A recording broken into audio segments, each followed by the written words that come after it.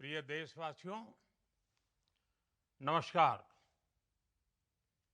हम सभी ने बीते दिनों में देश का सामर्थ्य और उसका संयम दोनों देखा है। मैं सबसे पहले भारत की पराक्रमी सेनाओं को, सशस्त्र बलों को, हमारी खुफिया एजेंसियों को, हमारे वैज्ञानिकों को, हर भारतवासी की तरफ से सैल्यूट करता हूं। हमारे वीर सैनिकों ने ऑपरेशन सिंदूर के लक्ष्यों की प्राप्ति के लिए असीम शौर्य का प्रदर्शन किया। मैं उनकी वीरता को, उनके साहस को, उनके पराक्रम को आज समर्पित करता हूं हमारे देश की हर माता को, देश की हर बहन को और देश की हर बेटी को ये पराक्रम समर्पित करता हूं। साथियों, 22 अप्रैल को पहलगाम में आतंकवादियों ने जो बर्बरता दिखाई थी, उसने देश और दुनिया को झकझोर दिया था। छुट्टियां मना रहे निर्दोष मासूम नागरिकों को धर्म पूछकर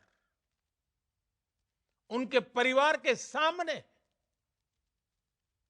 उनके बच्चों के सामने बेरहमी से मार डालना, यह आतंक का बहुत विभत्स चेहरा था, क्रूरता थी।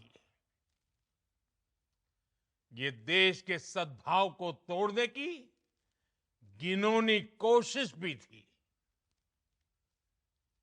मेरे लिए व्यक्तिगत रूप से ये पीड़ा बहुत बड़ी थी। इस आतंकी हमले के बाद सारा राष्ट्र, हर नागरिक, हर समाज, हर वर्ग, हर राजनीतिक दल एक स्वर में आतंक के खिलाफ कड़ी कार्रवाई के लिए उठ खड़ा हुआ। हमने आतंकवादियों को मिट्टी में मिलाने के लिए भारत की सेनाओं को पूरी छूट दे दी और आज हर आतंकी, आतंक का हर संगठन जान चुका है कि हमारी बहनों बेटियों के माथे से सिंदूर हटाने का अंजाम क्या होता है। साथियों, ऑपरेशन सिंदूर ये सिर्फ नाम नहीं है, ये देश के कोटि कोटि लोगों की भावनाओं का प्रतिबिंब है। ऑपरेशन सिंदूर न्याय की अखंड प्रतिज्ञा है।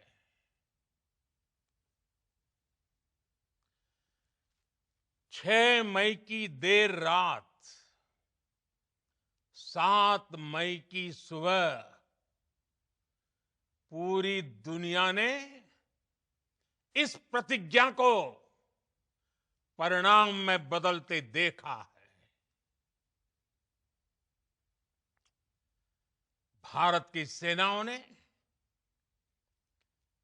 पाकिस्तान में आतंक के ठिकानों पर, उनके ट्रेनिंग सेंटर्स पर सटीक प्रहार किया। आतंकियों ने सपने में भी नहीं सोचा था कि भारत इतना बड़ा फैसला ले सकता है।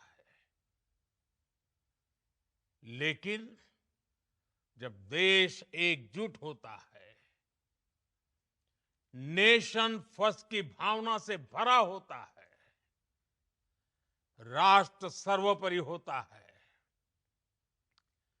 तो फौलादी फैसले लिए जाते हैं, परिणाम लाकर दिखाए जाते हैं। जब पाकिस्तान में आतंक के अड्डों पर भारत की मिसाइलों ने हमला बोला, भारत के ड्रोन्स ने हमला बोला,